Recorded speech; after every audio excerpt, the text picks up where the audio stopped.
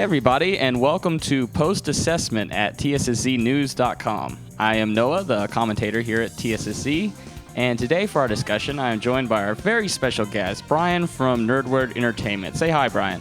Hello, my friends. This is Bryan from Nerword Entertainment. So today our topic of discussion is something I brought up in my last article, which was Sonic Adventure 1 and 2 should get remakes. In fact, dare I say, deserve remakes. I agree, they do. Yeah. And I asked the community for their thoughts on what that would look like, and that's what we're going to talk about today. So let me just start off. Bryan, what would you obviously want to see a remake? What would you want to see out of a remake of these games? Do they deserve it? They absolutely deserve it. I think that the adventure games kind of get a bad rep these days, just because we live kind of in an age of games where we kind of view things objectively way too much. And so we think, oh, these games were released, like 15, 16 plus years ago, and they have game mechanics that don't really work that well today. So obviously we must write them off as something that we should never acknowledge or go back to, but I don't really agree with that. I think that these games hold some value, and sure, they have their issues, but these are issues that can easily be refined and and made into something great again if they were to be revisited. I remember reading your article on the subject saying that what's cool about remakes and remasters is that they present to you an old game as you remember it and not as it truly is, and that's like a really cool idea because I would say, yes, we most of the time remember the Sonic Adventure games as being these amazing, fantastic masterpieces of 3D Sonic, when in reality they might not be, but that doesn't mean that they've lost all of their value, if you know what I mean. Yeah, I agree for sure. Because that's the thing, when we played those games, in 2001 or whenever they came out, we weren't sitting there going, man, this is dated. No, that was hot. That was super contemporary at the time, and I hadn't seen anything like those games at that time. And I don't understand the people that love to complain about the age of those games. It's like, I don't understand why that game doesn't look like a 2017 game. It's like, because that's not how time works. I don't understand why people expect them to, no one plays Super Mario 64 and goes, why are the polys so low? Yeah, I think that part of it is community stuff, because a lot of people in the community still profess these games as being the best 3D Sonic games you can find, and I guess there are some fans who might be tired of hearing that, so that just leads to them trying to, refute statements like that. And of course you've got your very, dedicated, passionate, fan groups on this kind of stuff. It kind of just leads to this unnecessary infighting in the community about, aren't these games worth anything? Aren't they not? Are these the games we should be paying attention to? Aren't they not? It's silly. I think we should. I think they're really valuable games in their own ways. So you think that's kind of the hipster mentality, that they hear too much praise of the adventure games. They're like, are they really that good? Are they really everything they say they are? I'd say so, yeah. Just especially because of that objectivity thing. You don't have to see things that way, it is what it is. And I've got plenty of ideas as to how these games are, they could be revitalized today, and I'm sure we'll go into that rather soon. Yeah, let's go into that now. What does this actually look like? I think we've established that we absolutely want this, and so many people on the article agree that they absolutely should, but the big question is, what does that look like? How do you remake these games? I think first and foremost is that the style and essence of these games are what give them their appeal. Most people see the adventure games as these are the ones that treated Sonic more like an action movie or something that was a bit more serious, a bit more edgy. Not so much where it was overwhelming, but where it felt like a good progression from the original games like CD and 3 and Knuckles. And that's what a lot of people like about them. People like a more action-oriented Sonic. So no matter what, you've got to keep that essence in there for both of them. Dude, I couldn't agree more. It absolutely was a progression, and it was super thrill-ridey, super action-y, and it was completely balanced, It was never trying to say, oh my gosh, look how edgy we are. It was very much, you think of something like maybe a Marvel movie where there's moments of peril, there's also moments of humor, there's a good balance between things, I think a more contemporary example, if you want to talk about video games, I think people don't realize in 2001 we didn't have Uncharted, and I actually think Sonic Adventure 2, a game like that, was kind of filling that space. I mean, on the latest Uncharted game, Uncharted 4, there's literally a section where you are running towards the camera from a large semi. Like, it's not even... Wow, really? That's literal at that point, And those games don't ever get over-the-top serious. They are fun, they are light on their feet, and they're an absolute thrill ride. And I think something like Sonic should be that. I don't understand why why some people feel the need to play it kind of, I don't know if the word is safe I'm looking for, but it's like they're afraid of Sonic having anything other than just running around with no context. I'm like, I like the idea of being chased by a truck. I like the idea that I'm not running to get to some arbitrary goal ring. I'm running because I've been arrested and I'm trying to escape from the military. That scenario, that context, it makes it so much more enjoyable to me. Yeah, people, I think, are a bit scared of context in Sonic games because we're a little bit gun-shy. Because, like, a serious tone in Sonic games has gone too far in a couple of cases. The 2006 Sonic the Hedgehog game is the best example. And I agree that Sonic games should never really get to the point where they're almost imitating Final Fantasy in just how grounded in either hyper-realistic visuals or super deep stories they are. I don't think Sonic should go that far, and I think a lot of people look back on the adventure games and think that they were that way too. I wouldn't say so. I think that maybe the final story of SA2 gets into that territory a little bit, but most people forget that the rest of the game wasn't nearly that deep or serious. It was more like we both say, an action movie where there's just this crazy stuff happening that's exciting, and that's the main draw of them, is that they're exciting and fun. Yeah, and that's the thing about the final story being a little like that. And that's okay because it's the final story. They've worked up to that point. You can raise the stakes a little bit at that point. As long as the whole game hasn't been like that, that would just wear you out and get really tiring after a while. Yeah, of course. I do think that these games had a good sense of balance in their tone. Especially, I think SA1 overall was pretty lighthearted, I would say. Yeah. It had what I would consider to be a good progression of tone and narrative from what we saw in Sonic 3 and K, which did start adding more story elements to Sonic in general. Yeah, it was absolutely a logical progression, Sonic slowly got more involved with story, and I think the adventure games hit kind of the sweet spot. And I think the only problem is they kept going in that direction, and I think they went over the edge at some point with that. I think there was a sweet spot right in there, and I think they should have stayed in that sweet spot and kind of kept tickling that sweet spot. Yeah, I think that for a while they tried to get back to that whenever like a game like Sonic Unleashed came out. I think that did a decent enough job of being somewhat like the adventure games in terms of tone and style, but then they kind of just like gave up on that entirely and moved on to way more lighthearted things. But yeah, well, it's 'cause, and that's just where we are now. It's because Unleashed had this, half the game was this werehog thing, which people didn't like, which made them say, oh, well, this whole game must suck, so let's do something different.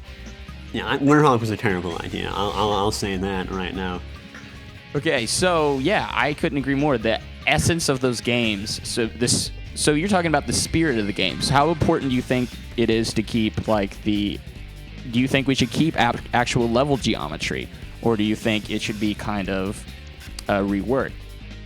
So as far as reworking each game, and I have a lot of stuff written down on this actually, is that as far as gameplay goes in SA1, I think the level design in Sonic's level specifically is pretty good.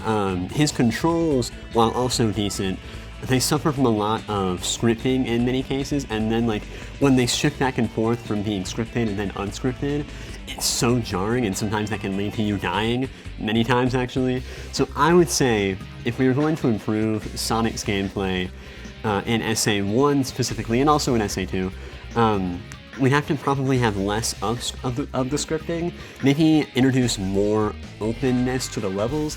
And I know that's what SA1 takes pride in, is having open levels, but maybe do that a bit more, focus less on narrow pathways, because Sonic controls were not really meant for that. And then like tone down the spin dash, because that the spin dash breaks the game when you learn how to use it. Yeah, for real. Spin dash OP. So you sounds like you're like okay with not literal like here's the exact level with prettier graphics. You're okay with changing it up and stuff. Oh, you have to. It's like we said, like it has to be the game in the quality that we remember it being. If we're just playing the exact same game with shinier graphics, something is going to be off. Because there are definitely some dated design decisions in the game mechanics of all 6 of the characters' stories and adventure. Even though I love all of them, they have their issues. Yeah, that may, in fact, giving it shinier graphics may even just emphasize the problems, because it looks nice, you expect it to play nicer. And that may just, like, the contrast of that could just be, when you see the crappy low polys and that gameplay that is of that same time, it kind of makes... there's no dissonance there. That just kind of makes sense. So one thing I think is like, I think if you look at like Cityscape and Generations, I think kind of did something good with that. How Cityscape still has the same general feel and sort of arc to it. It starts off with the snowboarding down the street, and it goes into running around the city, and it ends with the gun chase. And I think like if you look at that, that's kind of like the 3 essential, and it has the running down the building. Those are like the essential things of a stage like City Escape. And as long as you keep those in check and some bits and pieces of the level here, I think that's kind of like a good way to do it. You've kind of got like your mile markers in that stage. It's like, okay, we got to keep this and we got to keep this, and what happens in between that can kind of change and make it whatever you want. Would you agree with that, or how do you feel about that? That's a good idea, actually. Yeah, just like keeping the major set pieces of a level is the most important thing, because that's where the memories come from. That's where your recollection of that level is sparked. Other than that, I would say, yeah, creative freedom is a good thing. And, Sonic Generations, I think, did a good job with that in every one of its levels. Yeah, for real. Because those still feel like those levels, but they're in no way the same geometry. And City Escape was the best example, I would say. So yeah, definitely.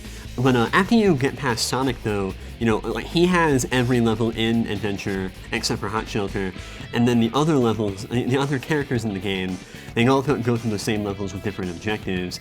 So then comes the question of how would you adjust the other characters? That's where things get a bit more interesting, because in most cases, people are generally okay with Sonic's gameplay, even flaws and all, but the other characters are where everyone starts to chime in with like, oh, this has issues, we have to fix this. And I'd agree.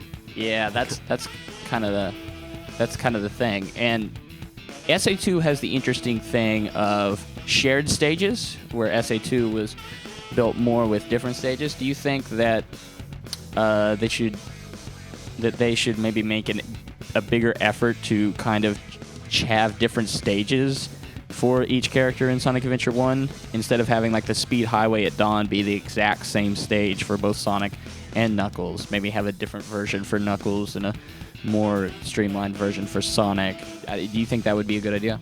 Yeah, I'd say retool it slightly for Knuckles. I do like the idea of there being a contrast between the 2 games. Like, in SA1, all the characters have the same 10 or 11 levels, but in SA2, everyone has different levels.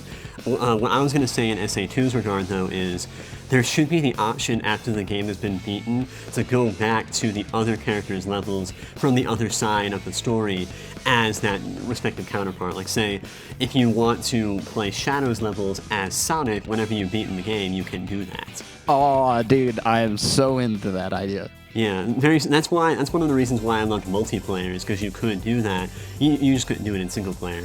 As far as SA1... Yeah, extend it to the multiplayer characters. Say you should be able to play with Metal Sonic and Amy and City Escape or whatever. Yeah, have them be unlockables too. That's a fantastic idea as well. Modders have already done it anyway. Like, it can't be that hard. Of course, yeah, absolutely. And then going back to SA1, yeah, I do agree that the levels should be reworked slightly for each character. Not so much so, because I do like the familiarity of having kind of like this open world that just is what it is, and you're using that one character's abilities to kind of make your own way to play that level. In the case of, let's say, Knuckles, I had the idea where some people they're just not going to enjoy the idea of treasure hunting in a platforming game rather than trying to get to a goal ring or post or whatever. So in Knuckles' case, I proposed the idea that maybe there could be two objectives. Maybe Knuckles could get like a 100% completion bonus or story benefits if he collects all of the Master Emeralds in a given level, but he also has the option to go through the level in a linear fashion and find the end of it using his own abilities like Sonic would. So that you kind of still have a Sonic-like gameplay experience with Knuckles if you choose to. Yeah, you could, if you really wanted to go with that idea, you could maybe have something where it's like, you know, the goal, like there's the checkpoints are emerald pieces, and the goal ring is also an emerald piece as well. That way you're going through the levels like Sonic, but you're also picking up emeralds along the way. That works too, yeah. That'd be like a collectathon type game, something like Banjo or DK64. Oh, you had me at Banjo. Just a bit more streamlined. Yeah, just something more streamlined. Yeah, that's a great idea, honestly. And then with Tails, like Tails is my second favorite gameplay style in SA1, just because he plays similarly to Sonic when he can fly. But I'm not really sure how much I like the idea of like every level with him being a race against Sonic, and like because that means every level with Tails goes by in a flash. I think it'd be pretty cool if like there was kind of a precursor to Tails' gameplay style in SA2, in which Tails was a little bit more combat-centered. Like maybe he had some gadgets and weapons like he had in Sonic Battle, or like you see with the custom hero in Sonic Forces. Yeah. Not to like such an overwhelming degree, but something like that to kind of lead up to it. Because like I would imagine in SA2, he'd have a similar thing. Like, I don't want him to be running the Cyclone in SA2. Like, leave that stuff to Eggman. But like in SA2, still give Tails that similar style of gameplay. Just let him be out of the mech and use like other gadgets and stuff, so he feels like he has less limited movement. Yeah, and I think it would be cool if he kind of like a set piece thing. Maybe you ended his stage where you get into a section and you hop into the mech, and then you just have a all-out shoot fest and brawl of robots and missiles and lasers, and in the stage with this crazy mech thing. Yeah, that would be cool. Very cool, actually. That way you kind of, you change up the pace. You got Tails out of the mech, you got Tails in the mech, because people can't seem to have it one way or the other. It's like, why not both? Yeah, alternate. That's variety. That sounds really great, honestly. And then with so how do you feel about Amy? I always hear mixed reactions about Amy and SA1. Okay, so disclaimer, it's been a while since I've played Amy, but I didn't mind Amy. I like that, Amy is just running around, you have full control over her. I don't mind being chased by the thing. I think that I like that motivation, that kind of gives you a reason to keep going forward and kind of adds attention to it, adds stakes to it. I really didn't mind Amy at all, and I found her I actually found her story kind of endearing. How she just, is there to protect this little bird. Like, it's not complex at all. It's actually very simple, but it's good-hearted and to the point. Yeah, and I agree. Like, I know that there's a lot of hate for Amy's story in SA1, but I always enjoyed it. But I do have ideas on how you can make it better. The way I see it is, if you're going to recreate a game that has admittedly multiple gameplay styles, you have to do something that unites them together under one common theme. And if this is a Sonic game, it's all going to be fast-paced in some way. You have to have some kind of motivation to move quickly through a level, and that's what was cool about Amy, is that she has the robot chasing her. So you have this motivation to hurry up and get to the goal before it catches you.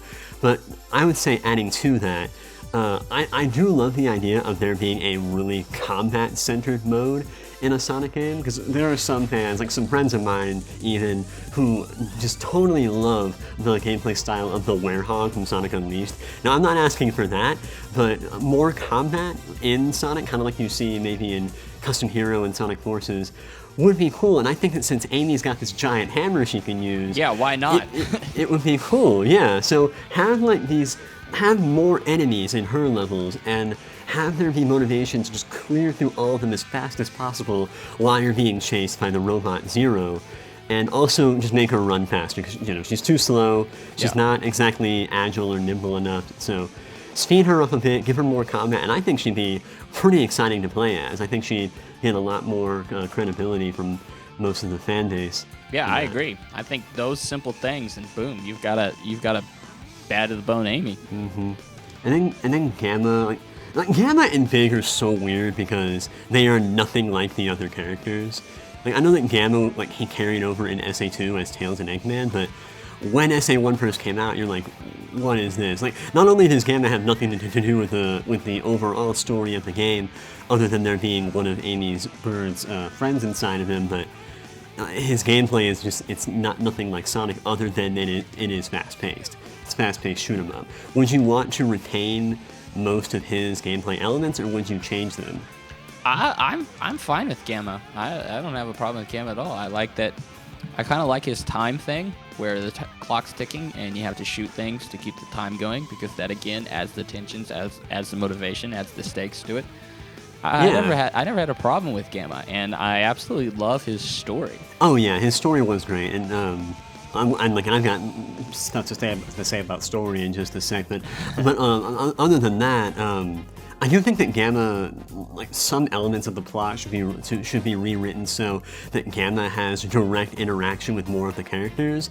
I always felt like Gamma was kind of just on his own. Yeah, he's during isolated his story. for real.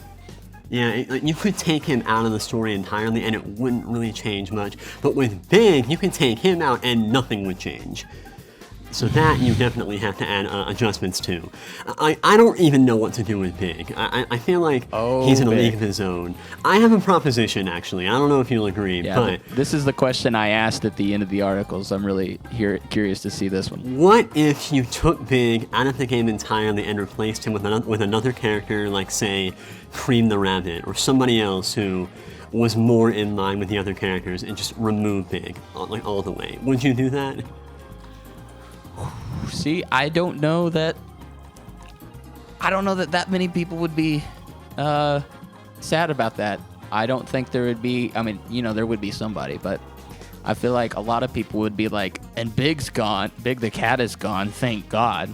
Yeah. And putting in a Cream, the thing is, if you take out Big and you put in somebody like Cream, you're going to make it to where it's not going to be something that people are going to dislike. Like Big.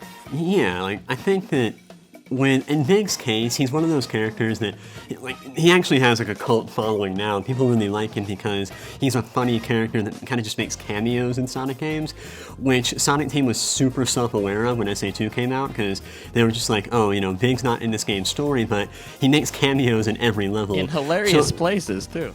Yeah, so what if in SA1, if we were to hypothetically rework the game, if his gameplay was taken out, but he was still in the story somehow. You just randomly see him at random moments. Where's my frog? Yeah. It's just like he has his own little quest going on.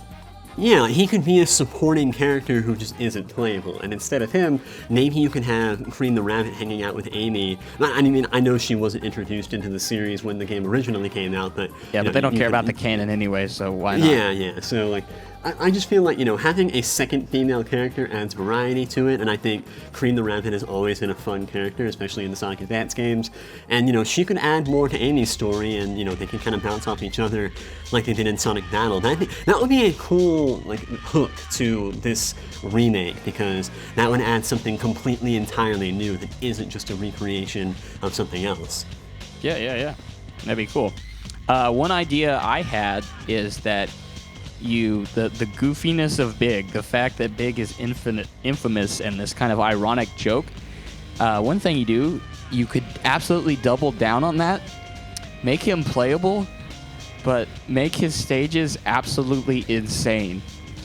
Like, have him just... Somebody suggested some good ideas that I'd like, is have his grappling hook, or his fishing rod as a grappling hook, or for combat or something like that, and you give him platform stages where he's got to make it to the end, where the pond's at the end, where then he can fish or something like that. And make his stages some of the most, like, over-the-top action, but have him completely unaware of how incredible it is. Like, that would be kind of cool. That'd be meta, but it'd be cool. Yeah, like he's fishing and there's explosions going off around him and he doesn't even, like, he's just completely oblivious to it. You know, and some fans probably wouldn't like that because it'd be meta, but I do think it'd be very enjoyable to just double down on Big and just make him ridiculous, because he's already ridiculous. So just go all the way. Maybe let him be like the character that you unlock in the end of the game after you've beaten Perfect Chaos. He's like, the bonus game, and it's because at that point the story's over, so you can afford to just be stupid. Like, it's like the main quest is done. That is its own isolated block. Now here we can get goofy. Here's your new game plus. Here's where things get just absolutely zany. Yeah. Alright, so with all the characters out of the way, how would you want to make adjustments to the hub worlds, the adventure fields in the game? What do you think about those? My first thought is, and I don't even know if it's good, my first thought is make them bigger. Make them, because I just saw the footage of Odyssey and how good Station Square looks in that game.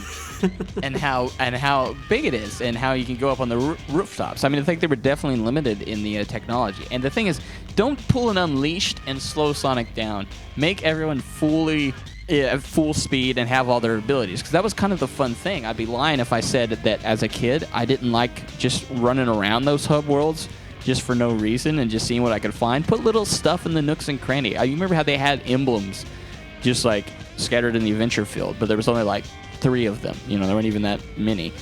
I think it'd be cool to have more of those. You know, people always talk about wanting to see more exploration.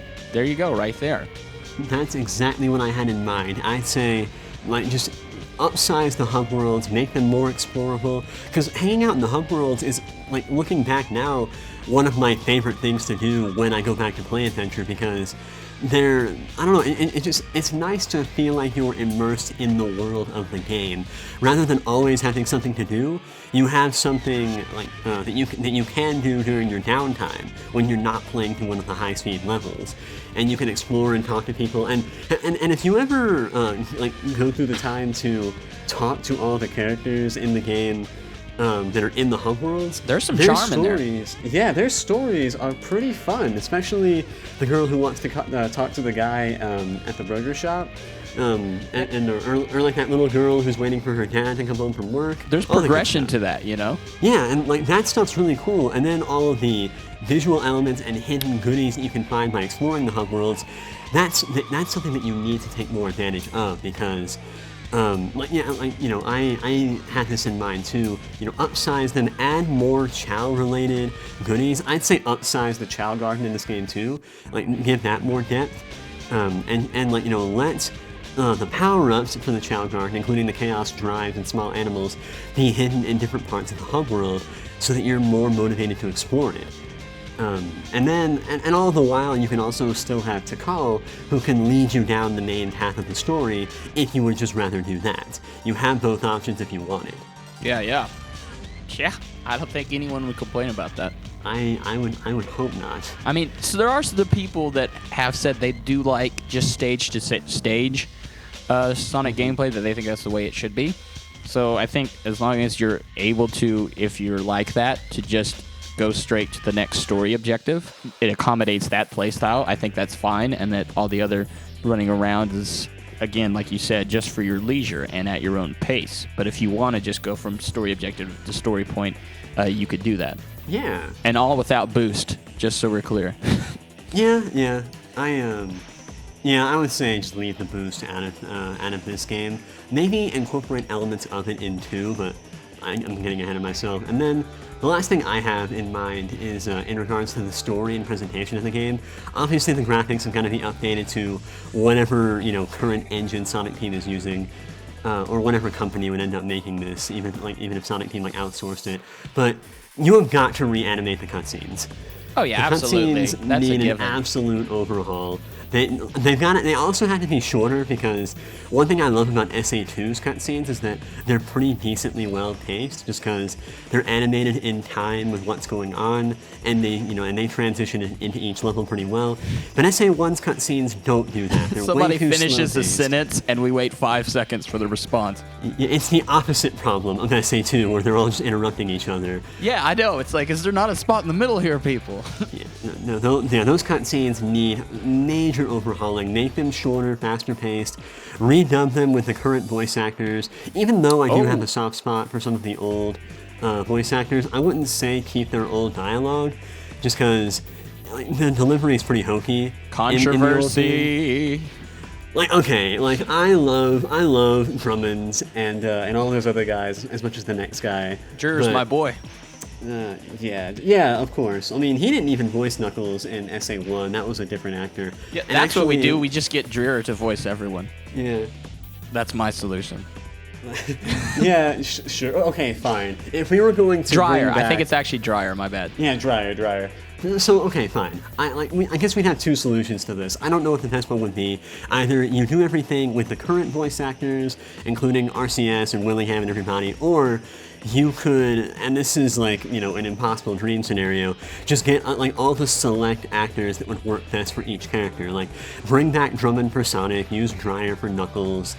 And whoever works from the current voice cast, keep them, and whoever else you want to bring back from the old voice casts, bring them back. That would be a rather impossible task. I don't realistically see a studio ever doing that. They'd all want to work in one general place with one recording studio, but Yeah.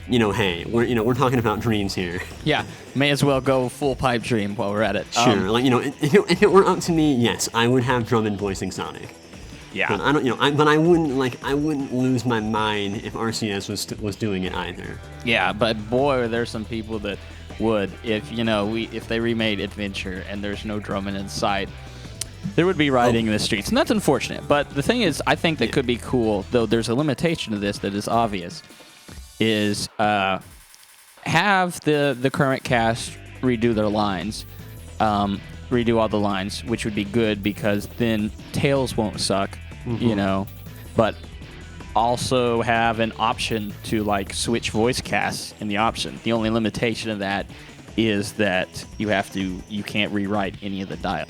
Yeah, and that would be a financial nightmare. No one would ever do that. Nope. Yeah, it is what it is. Well, ultimately, I prefer Drummond back as Sonic. That's why it sucks to be Sega or Sonic Team. Is you're like, well, our only solution is financially impossible that would please everyone. So I guess it's time to bite the bullet and just suffer through one of them, tank it. Yeah, of course. So, that's, and then, okay, so all I really have left on Adventure is that, just keep the music the same. The music has aged perfectly. I don't think you really need to do much to it. Maybe just update it, remaster it a tad, but you don't want to mess with something that great already. Yeah, if you want to remix it, do whatever, that's good. But them tracks are fine. Them raw files are good as they are. Yeah, I think SA1's soundtrack is one of the best, if not the best in the series. So the less you do to tinker with that, the better, I'd say. Yeah, SA2 is my favorite, I think, soundtrack of all time of anything. So yeah, Oh, wow. I'm right there with you. Yeah, in SA2, I'd agree. All right, so the only one thing I might change with SA2's soundtrack, and it's not even a huge change, get Hunted P back and have him redo his Knuckles raps, just with higher quality. Just let them be the same lyrics and all that good stuff, but just update them, remaster them, have them re-sing them or something like that. Why I don't know. sing them?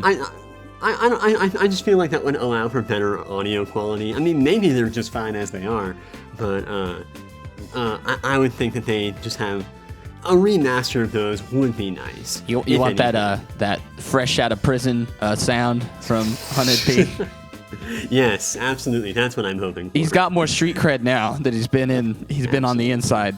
Absolutely, yeah. Just I guess I wouldn't say remixing, but just tinkering with the mixing of some of the music, like Shadow's themes. I can't hear any of the lyrics in his level, so I think that was intentional, though. Up. Yeah, with Shadow, though. I would agree, but then I look back at Sonic Generations remix of the BioLizard theme, and I think it's better, just because it's just mixed better. Well, and audio mixing in general in SA2, just fix that in general. Like, oh yes, because you have the soundtrack, the music songs are like mastered to like loudness out the wazoo, and the vocal tracks or the voice acting is so quiet. There's your obvious thing. Another thing, would you want to see custom scored music to those cutscenes, or do you think it's fine the way they just kind of switch tracks? Dude, custom scored music would be pretty awesome. I don't like the idea that they just like my least favorite trope in all of like Sonic music in the 3D games is that they just like as soon as a character pops up on screen, they just play that character's theme song no matter what context it's in. That's what makes the cutscenes in SA1 unbearable to me. And in SA2, it happens every now and then as well. So yeah, like add more event music. You know, the game already has a lot more of that, but just add more of it. Don't like let the characters' theme songs break in too often. Yeah, and they could keep like the motif of the character's theme in there, like the melody. You know, like in the way yes, that of course. you know. Like if John Williams was scoring the freaking thing, you know, the little the motif kind of like you plays. kind of like you see in Sonic Unleashed, where the World Adventure theme song is kind of just rearranged throughout the whole game. Exactly, yeah. Go straight Wagnerian on this sucker. That's what I want. Yeah, and on the subject of cutscenes, I'd say that the story in SA2, just rework it a little bit. I love SA2's story, and I love retranslate that sucker, man. Yes, retranslate the story. Have you read the original?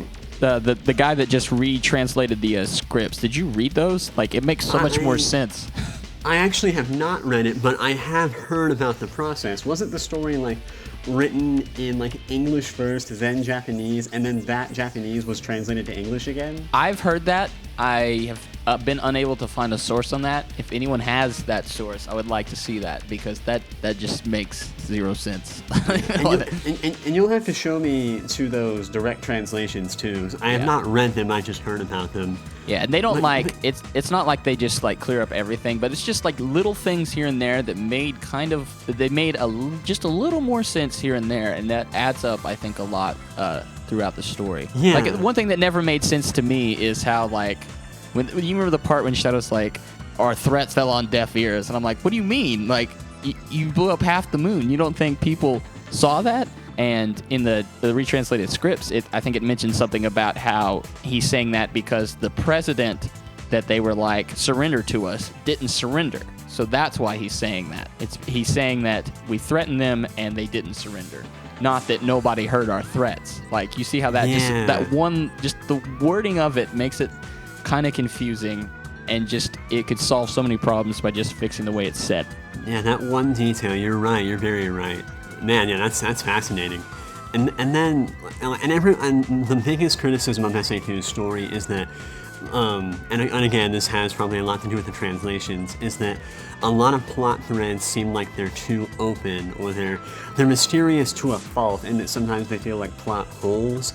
And while I do love the idea that SA2's like latter half of its story is kind of left open to interpretation, and then a lot of it's kind of a mystery. You know what happened with the the military raid on the Ark? Why did this happen? When did Gerald have time to reprogram Shadow, if that's what he did? We actually don't know whether or not that's the case.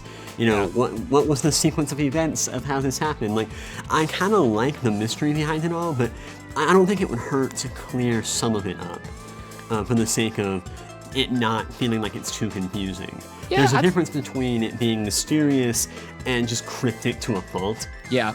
I think you're right there. I think there's a balance there, because I agree. I like the fact that I don't know. A lot of people complain about that. I'm like, dude, this is nuts. I love that.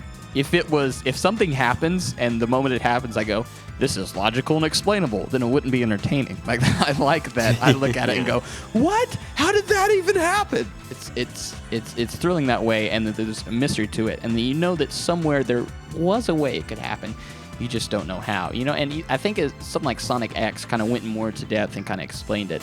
And I have my theory that, Shiro Meikawa, who wrote it, the SA2, knows what all happened. He just didn't didn't, maybe have a way to fit it in a cutscene, within the deadline or stuff. They made a cut scenes because they were too expository. You don't know. It was different time then. I was going to mention him. Make sure he is back to rewrite the scripts for both games. Yeah, or at least consult the sucker, because he knows what happened. Yeah, like I always thought that he was the strongest writer that Sonic Team ever had, because as much as I don't really care for Sonic and the Black Knight the game, I do love its cutscenes and its story. Dude, yeah. Because he wrote them, and I think they're a lot of fun. His characters are always on point. The way he makes their personalities, you always good interactions with them.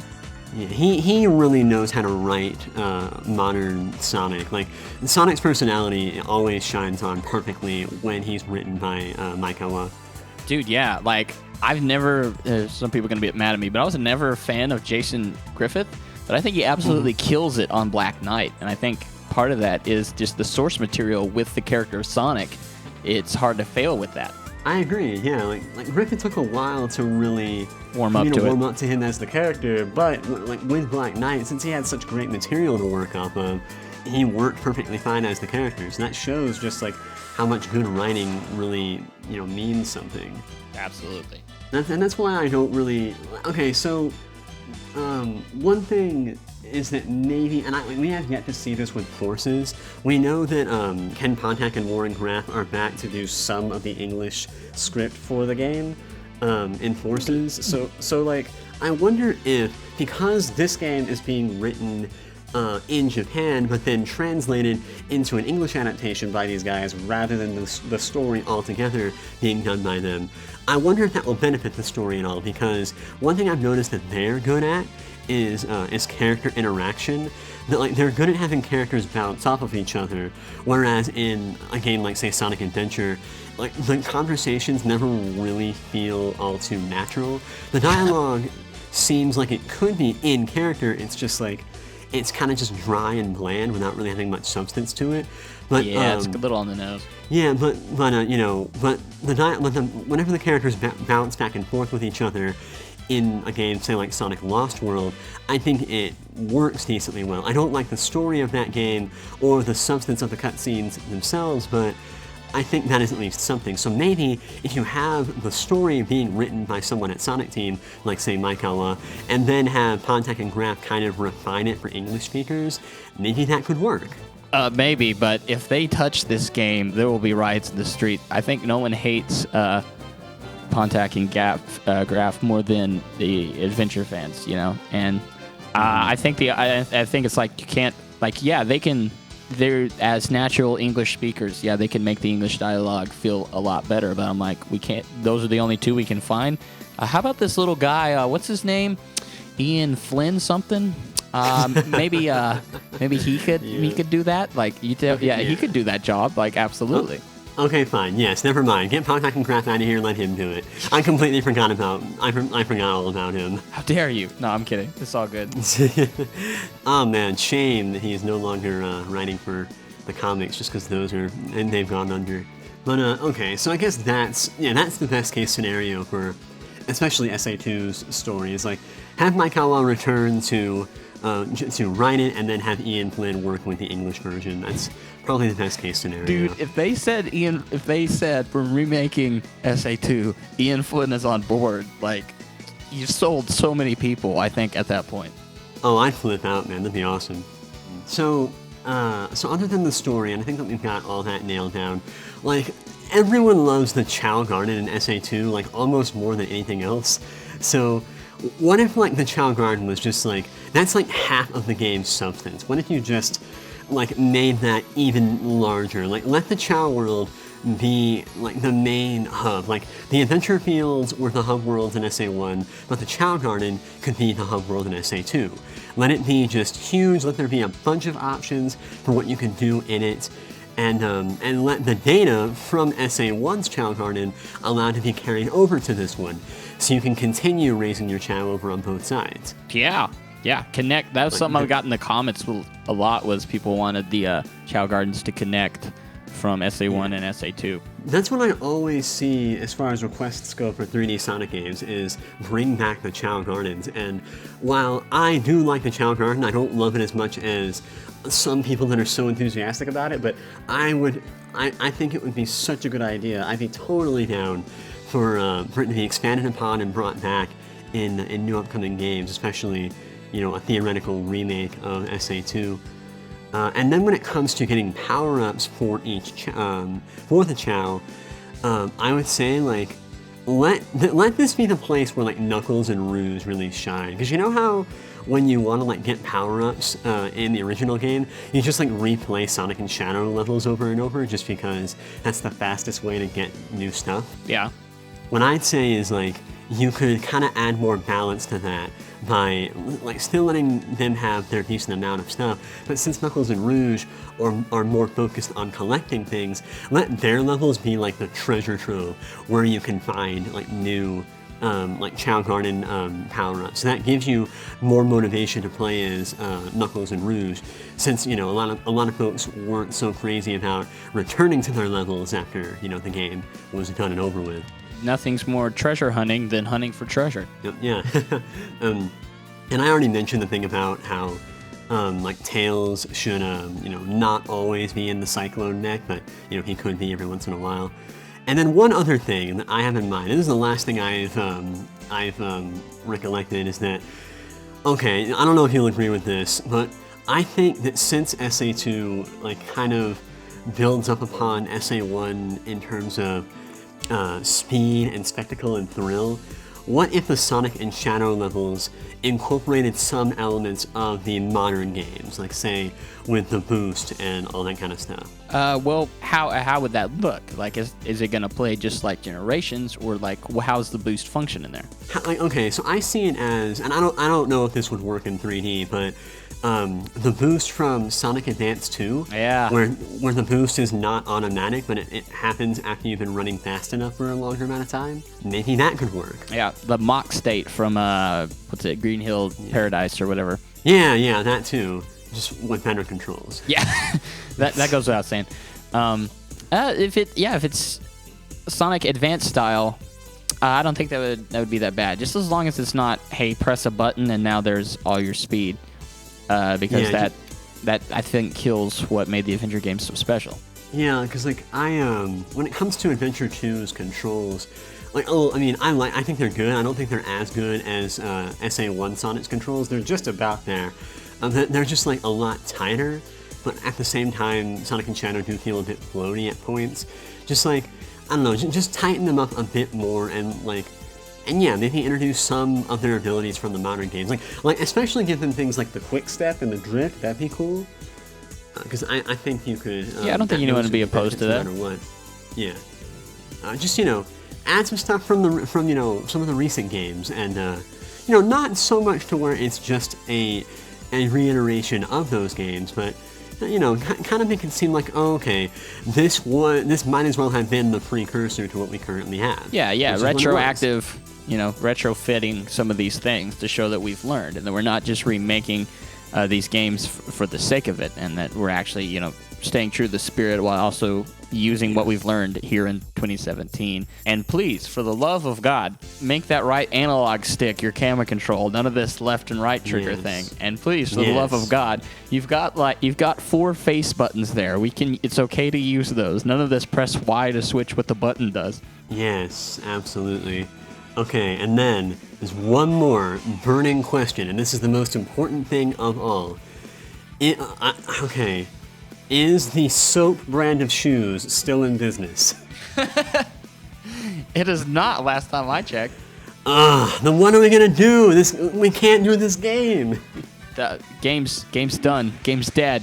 Well, you know, in the Xbox arcade version, they replaced all the Soap signs with Sonic Team signs. Oh, okay. Well, let's do that, I guess. And they kept his shoes, so I guess that's good. Because technically those shoes never existed in the real world, so I think that's why they're still able to use them. Yeah, then just, as long as Sonic has those shoes in SA2, I'm all good. Everything is fine at that point. I love those shoes, man. They are. I wish those shoes were unlockable in every game. Yeah, dude. Like, I wasn't there like speculation that they could be in like the custom hero for Forces? Oh man, that's not gonna happen. Don't tease me like that, Bryan. My heart. I mean, I don't know. Yeah. I'll not believe that for a second until I see proof, just because I don't want to open my fragile ego to that kind of letdown. I'm just thinking, like, if they're not doing that, what a missed opportunity. DLC, baby. Yeah.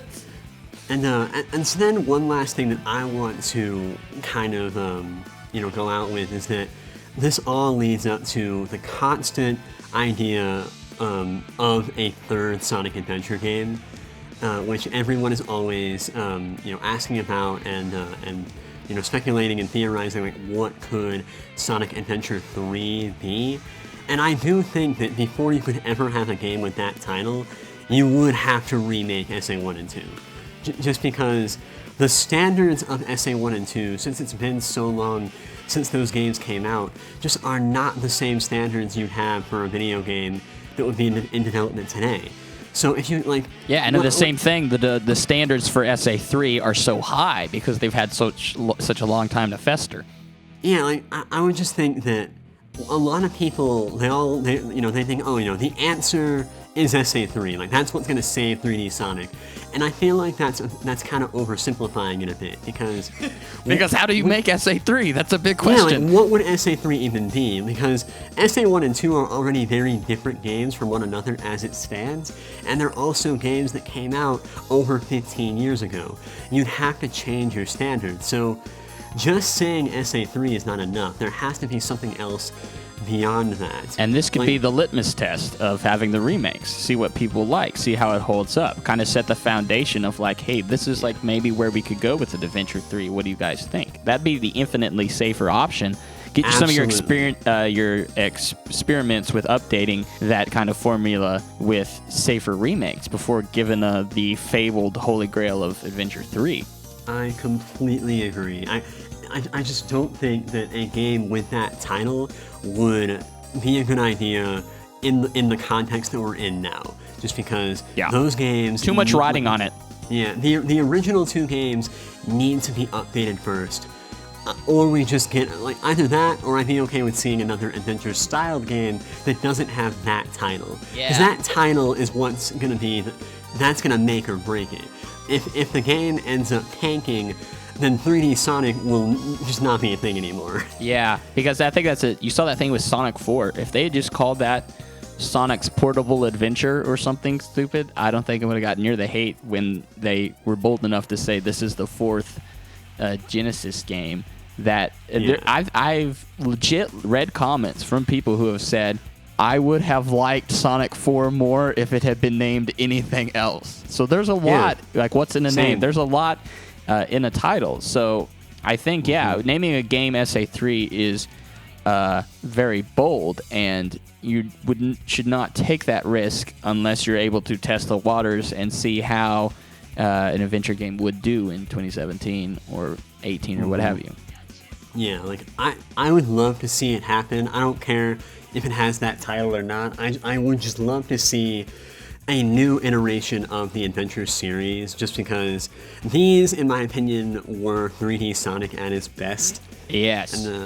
And I just don't think that these games get enough credit. Even though they are very dated games that have aged, that doesn't mean that they've lost all of their value. There are still things that can be taken from them and reworked into something brand new that works just as well as it did back then. Yeah, I think a lot of it has to do with the way people like to compartmentalize things now.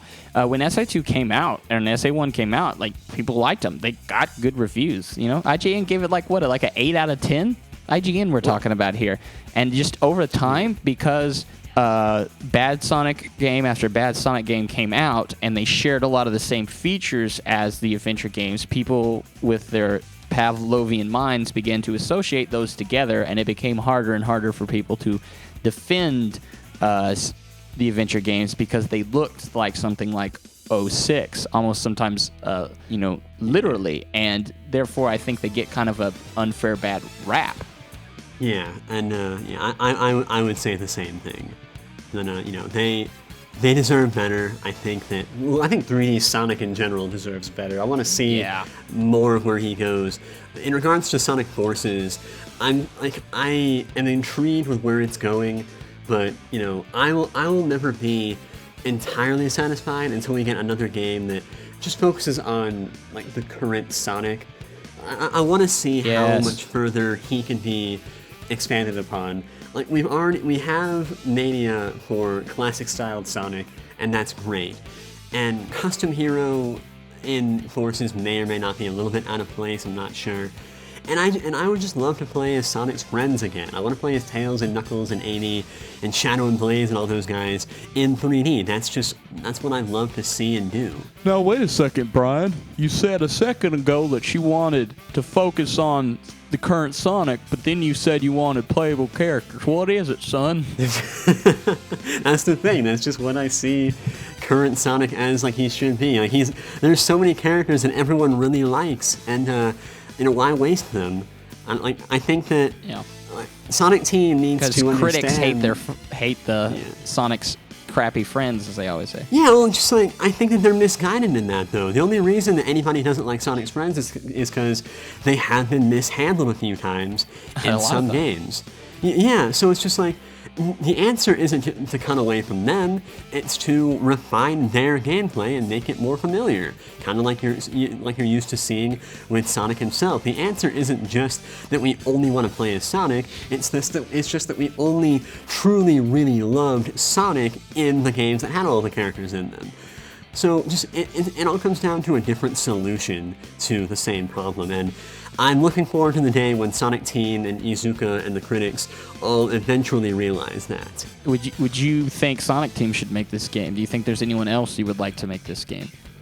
I think that, as far as the remakes or another adventure-style game? Remakes. Okay, that's a tough one. I think maybe they should outsource it, honestly, because I know that since the adventure games have one of the most dedicated fan bases in the Sonic community, I'm sure that very much like Sonic Mania, they could get a team together full of people who have had their roots in the fan game community to make something worthwhile. And of course, it would be overseen by Sonic Team just because this would be a much higher profile game with a larger budget going into it, just because it's 3D versus 2D.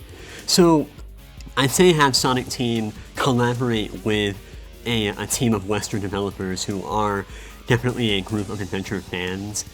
I think a Mania situation would be ideal. The only problem is the fan gaming community is built off of 2D Sonic. I think you'd have to find a professional established studio that has respect for the adventure game. I'm not sure either. I see a couple of groups of fans getting together to make things like, I'm sure you're probably playing Sonic World, the fan game. Yeah.